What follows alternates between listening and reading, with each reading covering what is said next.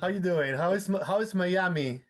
It's so Ah, beautiful. it's warm. We're in a beautiful hotel looking at a gorgeous credenza, and we're having the time of our lives.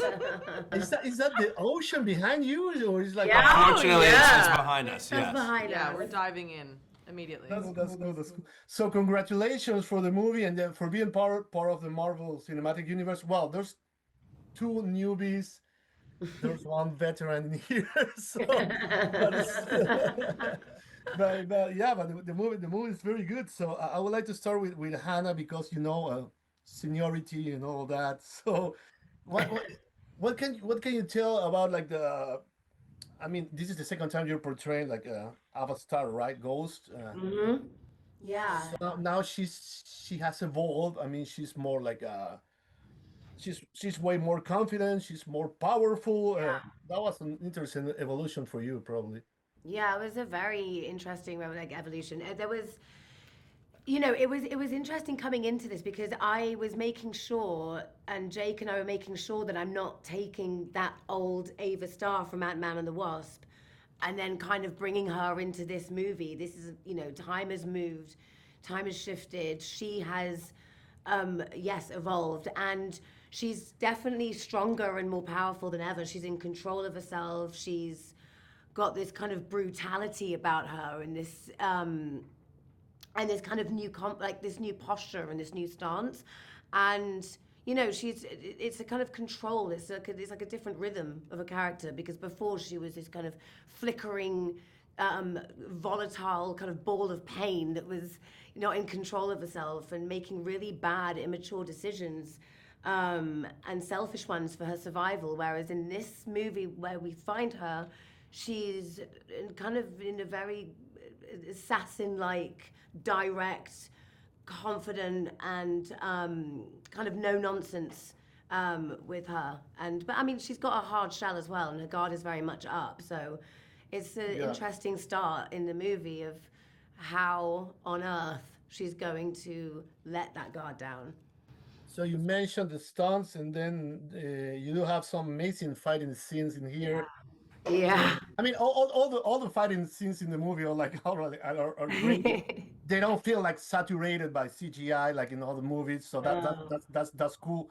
So I suppose that the training for you was more intense than in the previous movie. Yeah, I mean, it was different. So, like, the fight scenes are incredible always, and there's the stunt team and the choreography as well is just not. It makes sense, and it's quite humorous at times as well. But no, for my previous movie, Night Man of the Wasp, I was doing a lot of kind of respiratory, high energy breathing up here, cardio workouts, to kind of get that kind of volatile tension in my body. Whereas in this movie, I did a lot of training, yes, but I did a lot of hot yoga as well.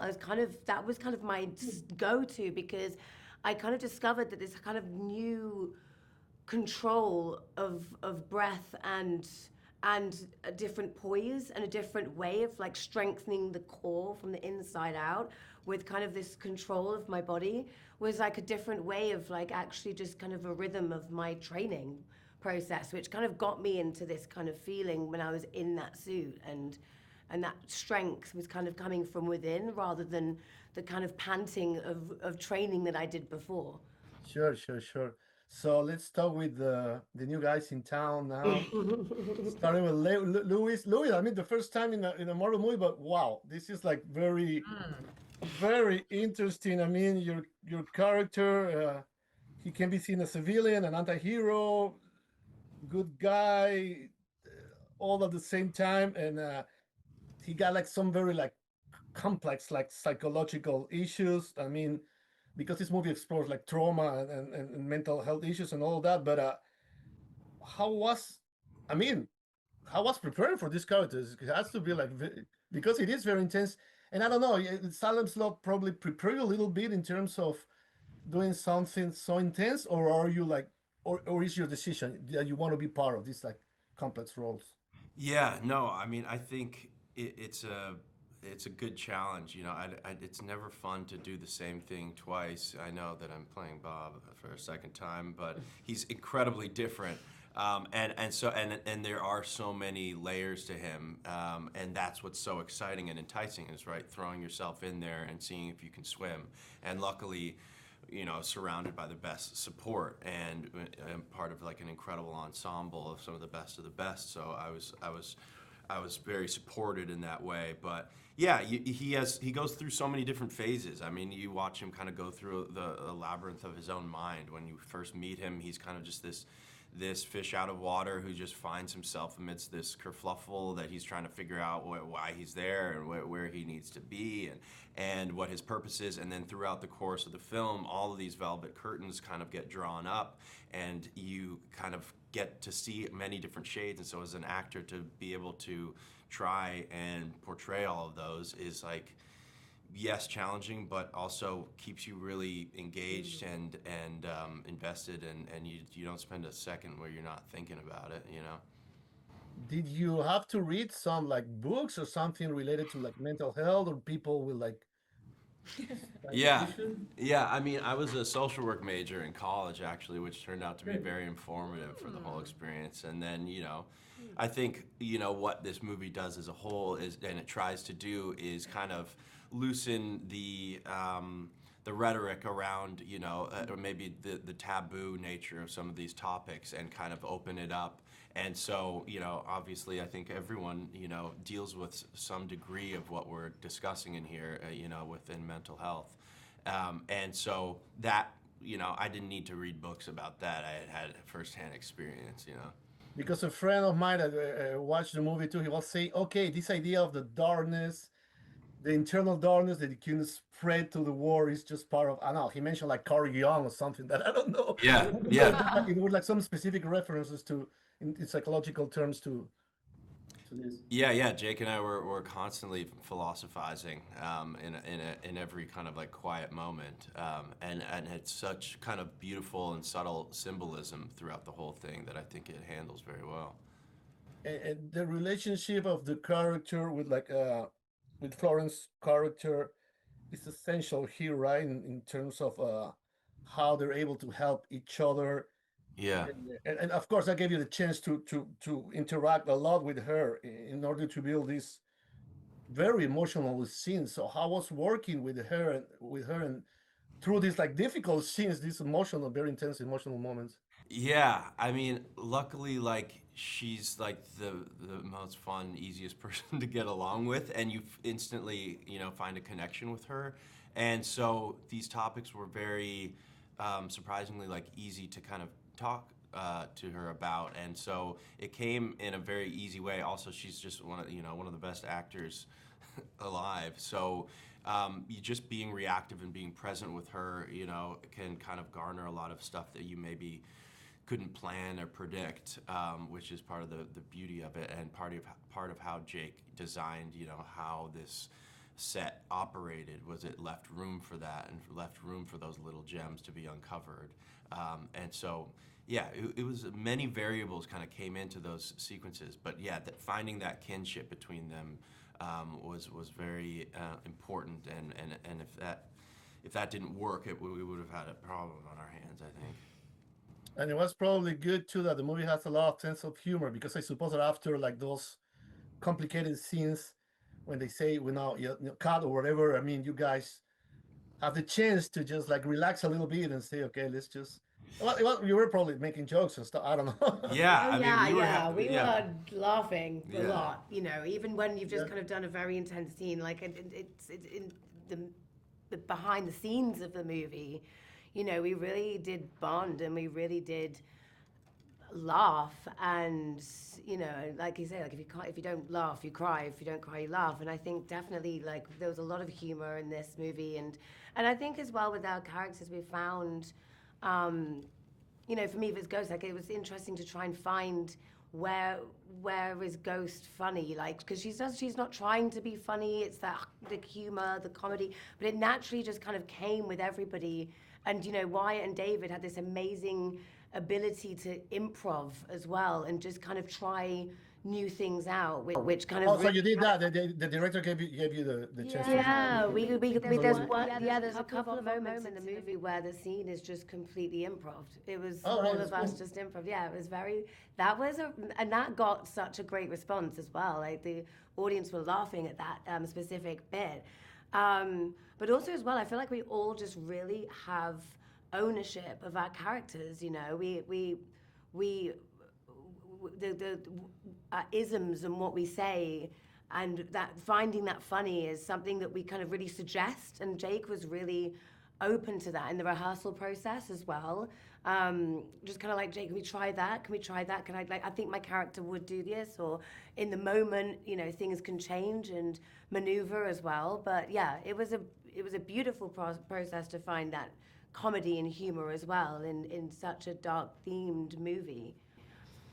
It's interesting what you're saying because I felt the same that the humor in this movie is like very organic. Doesn't feel like forced, you know. In other movies, maybe in other stories, it's just like okay, we have to make a joke. Yeah. It just like comes from like a natural place. It's just very.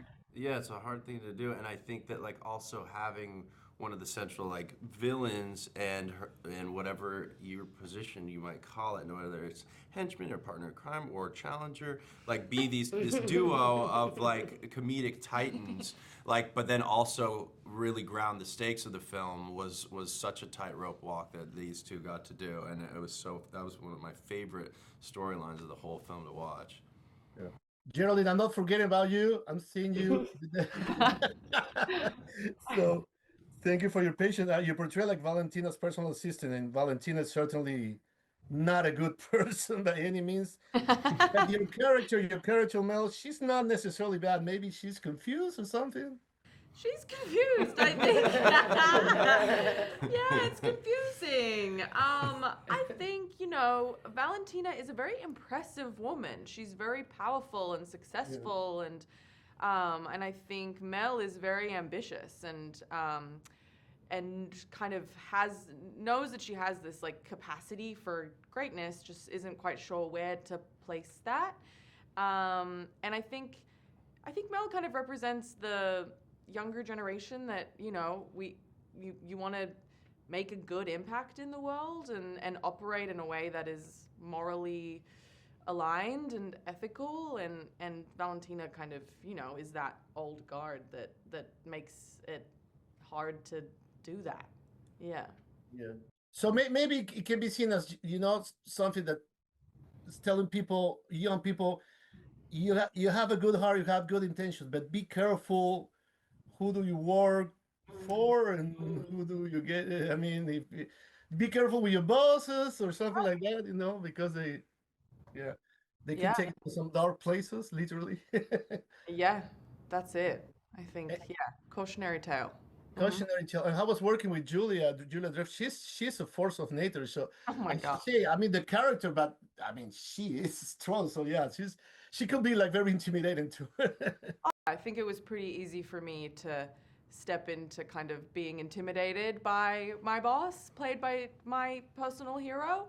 That was not a stretch. But she is so brilliantly, you know, menacing in her role while also being really charming and warm. But then also offset, she's just like the loveliest, warmest person ever. So she really disarms you very quickly. So it was really nice. We got to do these scenes where she was really intimidating, but then offset, we'd just be like watching puppy videos together. And yeah. After the text, she's saying, don't be so scared. Don't be so scared. Exactly. It's like, don't, fear not. Yeah. I have one more. The reviews are already available, and they're mainly like very positive. Is that a relief for you guys? Because with superhero movies, you never know, right? But this one is working. Yeah. I mean, It's exciting. I mean, I personally, I don't usually read reviews, but hearing that the response that this movie has had, and also the effect that it's had as well already, which I think we've engaged with personally as well, is just amazing. And it's just, you know, I've been attached to this movie for years because we were going to make this movie, you know, before. and it feels like, you know, it's been a process, and we've really become close in this whole process, and I really care about this movie and everyone in it, and it's amazing. And Jake as well, he's just absolutely incredible as a director, and this is his baby, this is his passion, and he really cares as well, and it's just amazing to see the response, and it's paid off, you know, all that hard work and all that emotional hard work as well. So I'm excited for everyone to see this. Yeah. Sure. Thank you very much. Thank you. Thank you. Have a good rest of the day, and it wasn't so bad, right? 15 minutes, man. Huh? Beautiful. Oh, beautiful. Beautiful. Thank you. Yeah, Thank time you, brother. flies. Thank you very much. Thank Take care, you. guys. Thank you. Thank you again. Thank you again for your work, and Absolutely. Yeah. goodbye. Thank you. Appreciate it. Bye. Bye.